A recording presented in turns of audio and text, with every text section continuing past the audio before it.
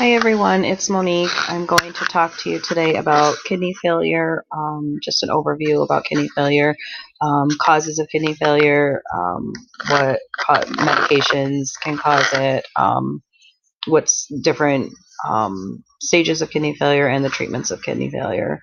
The kidneys are there to filter out waste from the body, and when the kidneys shut down, obviously that waste is not being filtered out of the body. Urine is not being produced, which is how the waste comes out of the body, and therefore the waste is being backed up into the body. There are many different causes of kidney failure. We're going to go through that now. Different medications can cause kidney failure. Ibuprofen, naproxen, acetaminophen, penicillin, vancomycin, oxycontin. All of these medications you can get from your doctor. Also, illegal drugs can cause kidney failure. Cocaine, heroin, methamphetamines. These medications can also cause kidney failure. Um, Traumatic injuries can cause kidney failure. So if you're in a car accident, you're hit in the back or in the stomach, that can cause kidney failure. Autoimmune diseases such as lupus can cause kidney failure. Genetic diseases like polycystic kidney disease can cause kidney failure. Diabetes and high blood pressure are also well-known causes of kidney failure. There are 5 different stages of kidney failure, as you can see here. Stage 1 and 2 cause kidney damage. Most of the time, people who are in kidney failure or stage 1 and 2 do not know that they are in kidney failure. Most of the time, they are not diagnosed by their doctors that they are in kidney failure in stage 1 and 2. Usually, they don't have any signs and symptoms of that. If they are diagnosed in that time, the prognosis is usually pretty good that they can get it reversed. We call that acute kidney failure. The doctors usually try to control their blood pressure, they protect the kidney functions, and they just keep a watch on them. Stage 3 is usually when most people are diagnosed with kidney failure. That is when they consider it moderate kidney damage. What doctors try to do is try to control their blood pressure and other risk factors such as diabetes.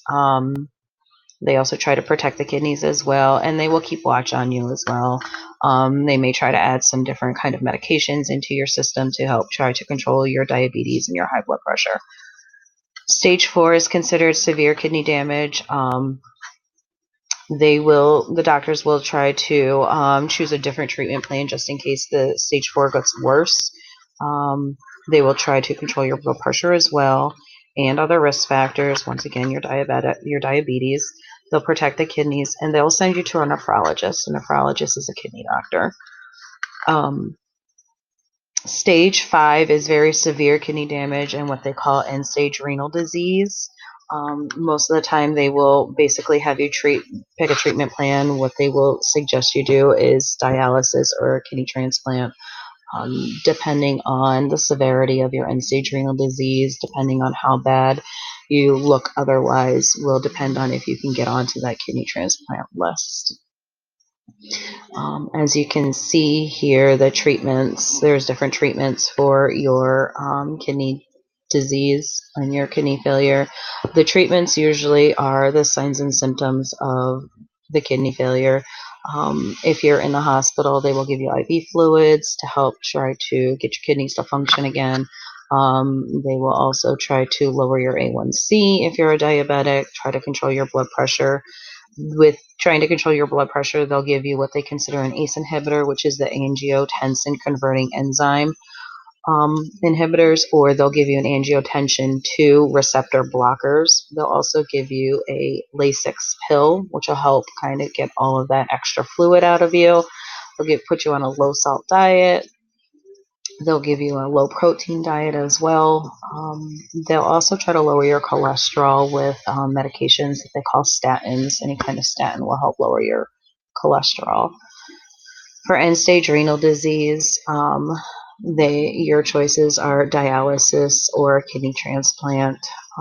Kidney transplants are hard to get on the list for. You have to be really pretty sick in order to get on those lists. Sometimes you can get lucky and get a family member who will donate a kidney to you if you're a match.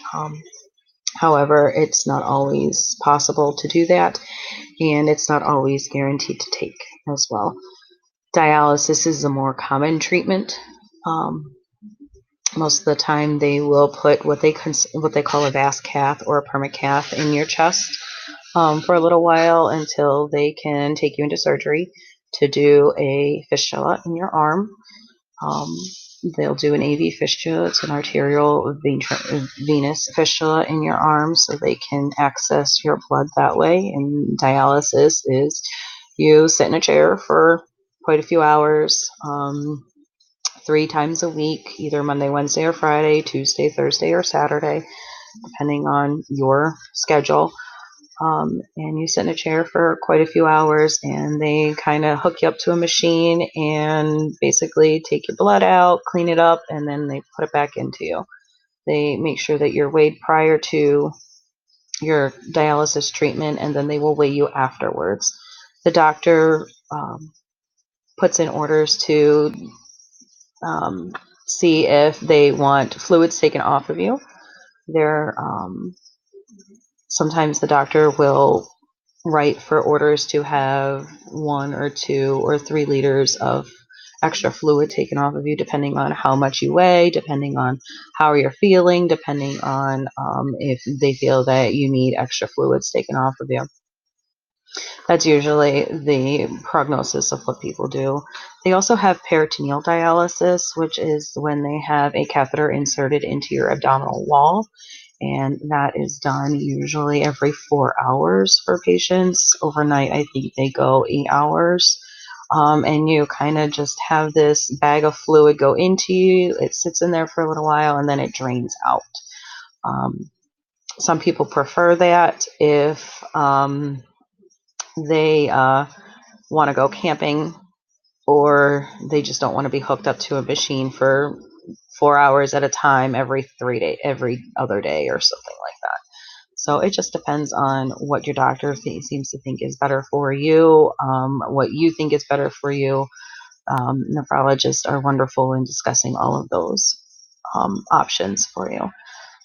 Those are the most common treatment plans for kidney failure, but we will go into more information later. All right.